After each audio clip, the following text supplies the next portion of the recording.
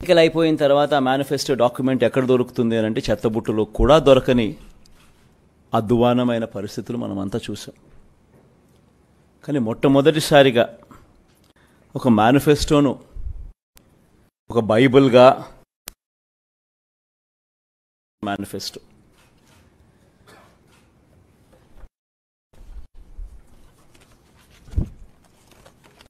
ఈ మాదిరిగా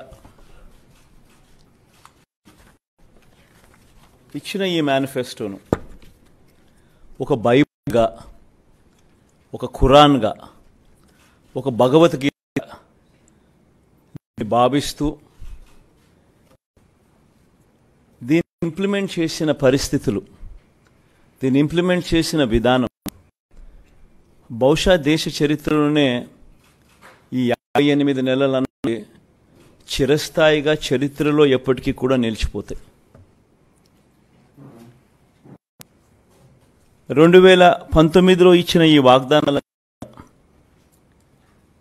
ఎంతో నిష్ఠగా మనం అమలు చేశాం. ఏ స్థాయిలో ఇది అమలు చేశాము అని అంటే ఈ మేనిఫెస్టో అన్నది ప్రతి ప్రభుత్వ కార్యాలయంలో ఉన్న ప్రతి ఇంపార్టెంట్ అధికారి దగ్గర ఈ మేనిఫెస్టో ఉంది. ఏ స్థాయిలో ఇది అమలు చేశాము అని అంటే ఈ మేనిఫెస్టో అన్నది రాష్ట్రంలో ఉన్న ప్రతి ఇంట్లో కూడా ఉంది.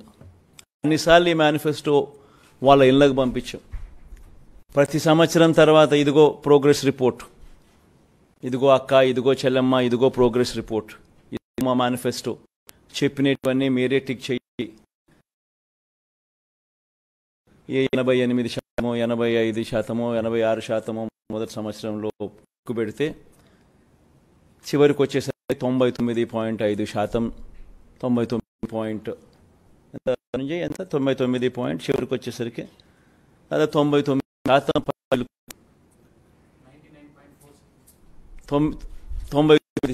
పైచిలకు మేనిఫెస్టోను ఇంప్లిమెంట్ చేసి ప్రజల చేతుల్లో ఇచ్చిన పరిస్థితి. ఇలా ఈ మేనిఫెస్టోను ప్రతి ఇంట్లో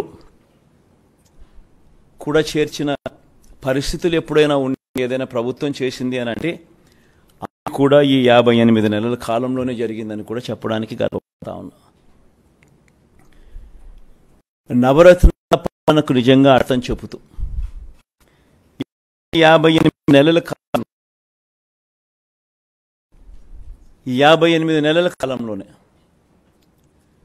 ఏకంగా 2,70,000 కోట్ల రూపాయలు, మళ్ళా రిపీట్ చేస్తా ఉన్నా, ఏకంగా 2,70,000 కోట్ల రూపాయలు డిబిటీగా, అంటే నేరుగా నా అక్క చెల్లెమ్మల కోసం నేను బటన్ నొక్కడం, నా అక్క చెల్లెమ్మల కుటుంబాల ఖాతాల్లోకి నేరుగా డబ్బులు వెళ్ళిపోవడం, నేరుగా వారి చేతికి అది అందడం, ఇదొక హిస్టరీ. 2,70,000 కోట్ల రూపాయలు